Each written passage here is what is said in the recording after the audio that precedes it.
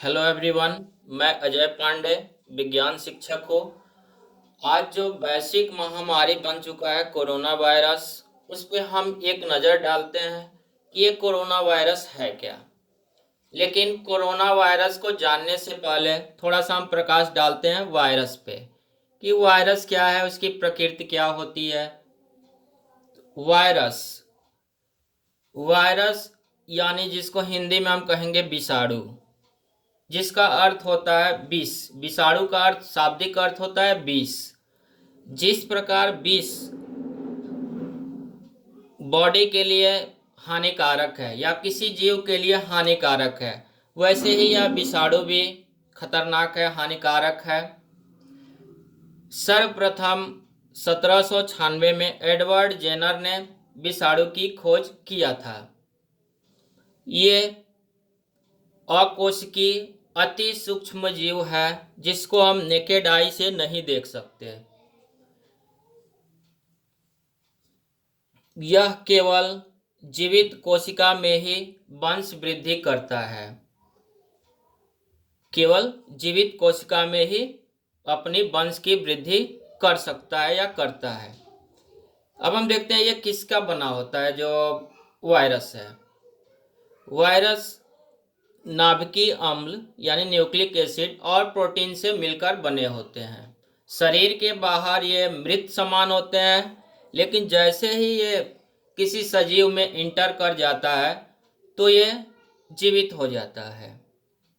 एक विषाणु बिना किसी सजीव माध्यम के रीजनरेशन यानी पुनरुत्पादन कभी नहीं कर सकता।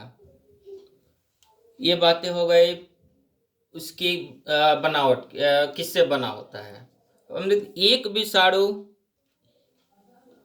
जीवित कोशिका में प्रवेश कर जाता है तो वह कोशिका के जो मूल डीएनए और आरएनए होता है उसकी संरचना को अपनी जेनेटिक संरचना के सूचना से बदल देता है और संक्रमित कोशिका अपने जैसे संक्रमित कोशिका का पुनरुत्पादन शुरू कर देती है।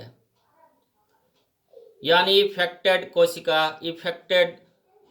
कोशिका बनाने लगती है, पुनरुत्पादन शुरू कर देती है। ये तो हुआ वायरस की नेचर का।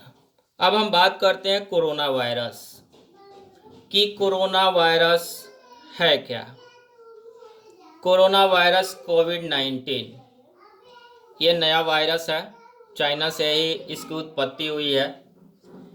तो कई प्रकार के वायरसों का यह एक समूह है जो स्तनधारियों पक्षियों में रोग उत्पन्न करता है। इसके कारण मानवों में श्वास तंत्र संक्रमण पैदा करता है। ये रेस्पिरेटरी सिस्टम को पे अटैक करता है ये कोरोना वायरस। अगर ये इसकी गहनता हल्की हो तो सर्दी जुकाम जैसे लक्षण आ सकते हैं। अगर इसकी गहनता ज़्यादा हो गई, गंभीर हो गई, तो मृत्यु तक हो सकता है। इसकी रोकथाम के लिए अभी तक कोई वैक्सीन या कोई एंटीवायरल यानी विषाणुरोधी उपलब्ध नहीं है और उपचार के लिए प्राणी को अपने इम्यून सिस्टम पर ही निर्भर रहना पड़ता है। यानी हमारा इम्यून सिस्टम जितना मजबूत होगा, हम इस वायरस से उतने ही मजबूती से लड़ सकते हैं। अभी तक रोग लक्षणों जैसे निर्जलीकरण, ज्वर आदि का उपचार किया जाता है ताकि संक्रमण से लड़ते हुए शरीर की शक्ति बनी रहे। इस बीमारी में अभी तक डिहाइड्रेशन, ज्वर आदि का उपचार किया जाता है जिससे कि संक्रमण से लड़ते हुए शरीर की शक्ति बनी रहे। अब हम इसकी नामकरण की चर्चा करते हैं। आखिर इसका नाम कोरोना क्यों पड़ा। लैटिन भाषा में कोरोना का अर्थ होता है मुकुट। इसको इलेक्ट्रॉन सूक्ष्मदर्शी से देखने पर वायरस के जो कण है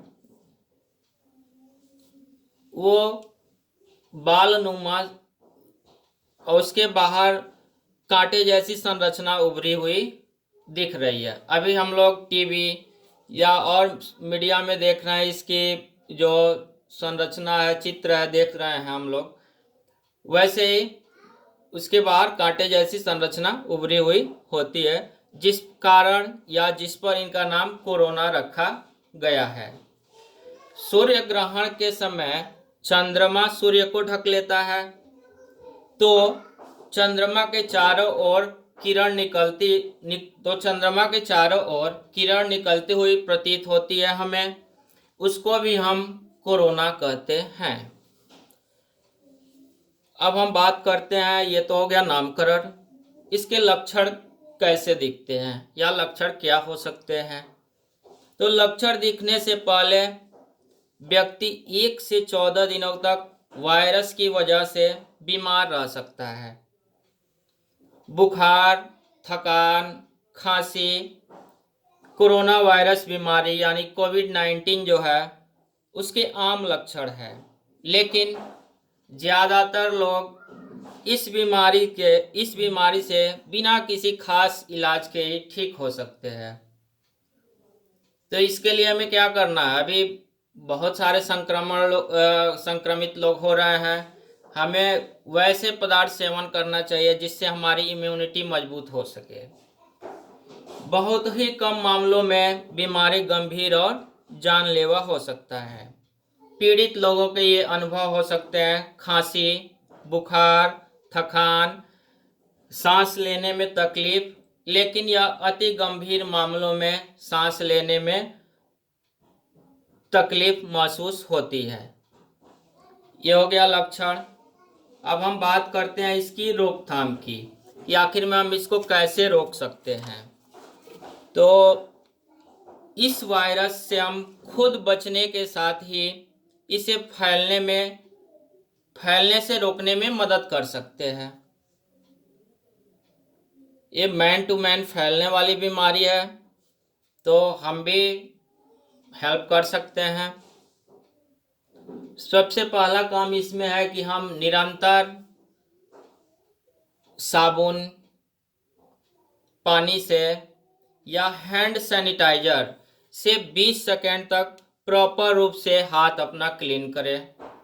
दूसरा, खांसते और छींकने के दौरान डिस्पोजेबल टिश्यू से या कोहनी मोड़कर अपनी नाक और मुंह को ढक लें। जो लोग बीमार हैं उनसे कम 1 मीटर या 3 फीट की दूरी बना के रहें, और जितना नहीं, हमें घर में ही रहना है। अभी जो दौर चल रहा है उसके अनुसार हमें लक्ष्मण रेखा नहीं पार करना है। जितना हो सके हम घर में ही रहेंगे, और आजकल सुन रहे हैं सोशल डिस्टेंसिंग, तो सामाजिक दूरी बनाए रखें, आम हो या खास हो। तो जरूरी हमें ये सब करने की है। ये बीमारी हारेगा, ये वायरस हारेगा, जरूर हारेगा, हम जीतेंगे। लेकिन हम सरकार और WHO की गाइडलाइंस को मानते हुए हम वैसे ही काम करेंगे जिससे हमें इस वायरस को हम हरा सके, इसका समूल विनष्ट कर सके। हमें दृढ़ इच्छा शक्ति की ज़रूरत है। परेशानियां होगी, झेलेंगे, लेकिन हम इस बीमारी को 100% हराएंगे। धन्यवाद।